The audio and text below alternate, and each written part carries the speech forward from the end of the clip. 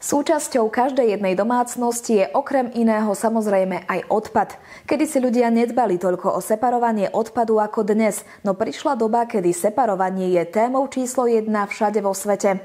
V odpadoch, ktoré vyhadzujeme, sa nachádza veľké množstvo takých druhov odpadov, ktoré vieme technologicky upraviť, využiť a vyrobiť z nich nové výrobky, ktoré po použití znova vyseparujeme a znova využijeme na výrobu nových výrobkov.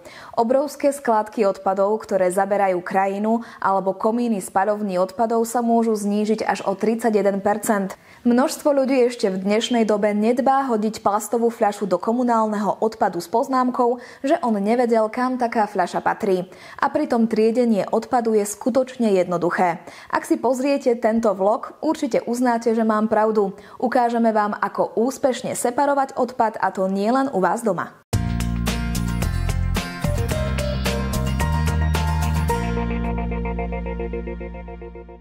Recyklovanie je dnes in a preto má väčšina z nás doma pekné farebné nádoby na separovanie odpadu. Niekto separuje len sklo, noviny a PET fľaše a niekto rozoberie aj obálku z výplatnej pásky, aby plastové okienko zrecykloval osobitne. Štatistiky však hovoria jasne. Slováci triedia málo, preto považujeme za dôležité ľudí informovať o možnostiach triedenia. O separovaní a jeho dôležitosti sa rozpráva čím ďalej tým viac.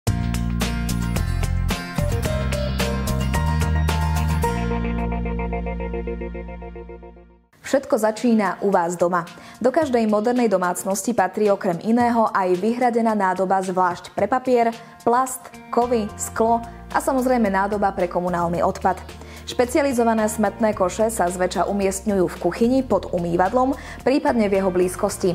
Sú tak vždy po ruke a človek tým pádom automaticky hodí odpad do správnej nádoby.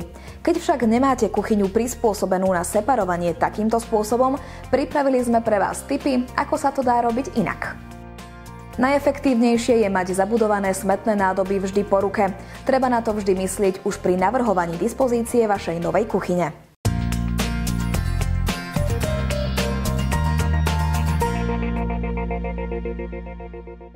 Použite tašky. Najjednoduchší spôsob, ako ukladať plastové, papierové či sklenené predmety určené do zberu, je do veľkých vystúžených textilných tašiek. Môžu byť umiestnené kdekoľvek. V komore, v predsieni alebo aj na polici v kuchyni. Ide o lacné riešenie, šikovná žena ich dokáže ušiť aj so zvyškou látok v takej veľkosti, ktorú potrebujete, a vo farbe, ktorá ladí so zvyškom interiéru. Fixkou na textil si ich dotvoríte už podľa vašej predstavy a zároveň rozlíšite, čo kam patrí. Ak si stále nepamätáte, čo do separovaného odpadu patrí a čo nepatrí, napíšte si to priamo na vrecia. Tento malý ťahák vás vždy v triedení usmerní a časom to bude pre vás už automatika.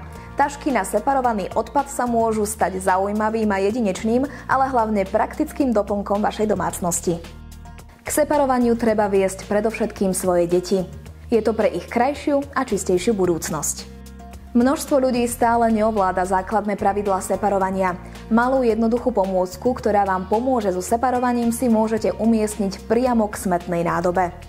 Do papiera patria papierové obaly, krabice, kartóny, noviny, časopisy, kancelársky papier, nevadí aj papier s kancelárskymi sponkami, reklamné letáky, lepenka, knihy bez väzby, papierové obálky aj s fóliovými okienkami a ostatný papier akéhokoľvek druhu. Papierový odpad treba vždy roztrhať na menšie kúsky. Odpad tak zmenší svoj objem a vy sa tak vyhnete neustále preplneným kontajnerom.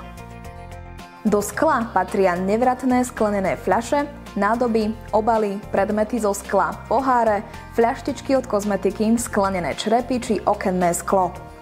Do plastu patrí polyetylén, a to polyetylén s nízkou aj vysokou hustotou. Patria tu číre a farebné fólie, tašky, vrecká, vedrá a fľaštičky od kozmetických a čistiacich prípravkov, vrecká od mlieka či prepravky fľaš. Patria tu aj PET fľaše od nápojov, sirupov a rastlinných olejov, ale aj polypropylén, a teda obaly od sladkostí, tegliky od jogurtov a rôzne plastové nádobky a hračky, taktiež poháriky z automatov a iné plastové nádobky, alebo aj obaly z kozmetických výrobkov. Do kovu patria kovové obaly, železné konzervy a plechovky, kovové výrobky, hliníkové plechovky od nápojov, železné súčiastky aj neželezné kovové súčiastky a taktiež alobal a viečka od jogurtov. Niektoré obce separujú kovy a plasty spoločne v jednej nádobe. Jedlé tuky a oleje sa zbierajú na čerpacích staniciach, olej však musí byť čistý, aby sa mohol ďalej zhodnocovať. Použitý olej nevylievajte do výlovky, riskujete tak zanesenie a upchatie odpadu.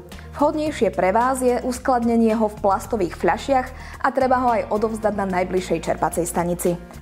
Do zmesového odpadu patrí všetko, čo nie je možné znovu využiť. Ide o bežný odpad z prevádzky domácnosti, z ktorého sa ďalej vyčleňujú špeciálne kategórie. A čo s bioodpadom? Každá gazdinka v domácnosti vie, že okrem klasického odpadu v našej domácnosti vzniká aj tzv. Bioodpad. Do bioodpadu patria šupky a zbytky z ovocia či zeleniny a jedál, nie ale v igelitových vreckách. Môžeme tu hodiť aj zbytky kávy a čaju, môžu byť aj v čajových vreckách, alebo škrupiny, či už vajíčkové alebo orechové. Bioodpad tvoria aj izbové rastliny, jemné časti bioodpadu ako tráva, lístie, jemné vetvičky alebo piliny, slama, popol z dreva a zemina z kvetín. Pozor však, väčšie vetvičky treba nasekať. S bioodpadom možno vynaložiť viacerými spôsobmi, ktoré popisujeme aj v tomto vlogu. Bioodpad patrí do hnedých zberných nádob. Ak vo vašom okolí nie sú dostupné takto špecializované nádoby, máme pre vás zo pár tipov, ako sa ekologicky a efektívne zbaviť bioodpadu z domácnosti a zo záhrady.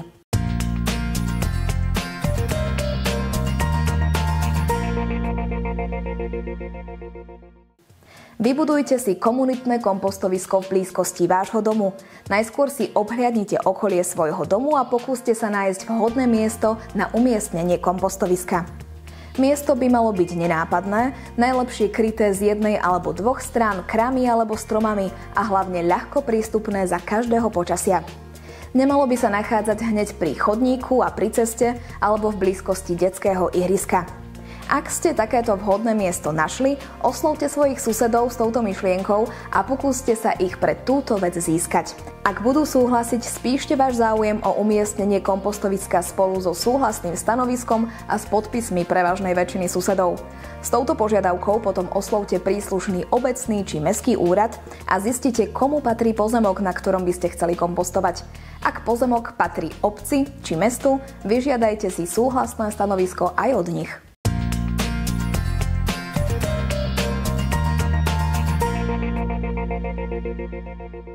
Kompostujte na balkóne. Bioodpad sa dá skompostovať aj na balkóne. K tomu potrebujete nádobu, kompostér, ktorý má úplné dno a pod ňou umiestnenú misku na zachytávanie prípadnej odpadovej vody z kompostovania. Návody na zhotovenie takýchto kompostérov môžete nájsť napríklad na internete. Pri kompostovaní vždy dodržiavajte základné pravidlá kompostovania a pravidelne kontrolujte obsah nádoby. Menší imidžový kompostér ľahko umiestnite na vhodné miesto vášho balkóna.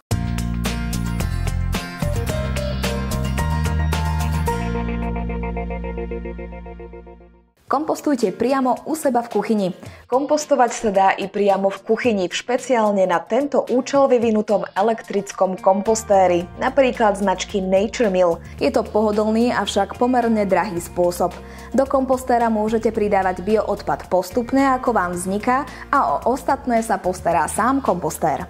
Je nehlučný a nešíri sa z neho pach.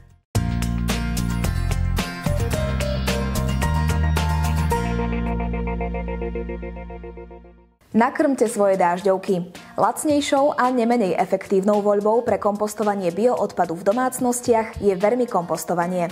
Je to kompostovanie bioodpadu za pomoci dážďoviek, ktorého výsledným produktom je vermikompost, kvalitné hnojivo vhodné aj pre izbové rastliny. Ku kompostovaniu je potrebný len malý zásobník alebo nádoba, no a dážďovky.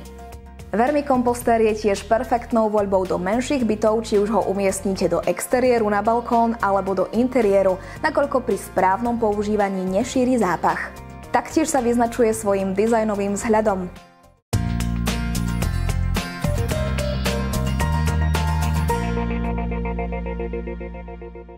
Možno ste sa práve dozvedeli príliš veľa informácií naraz a možno ste o väčšine už vedeli.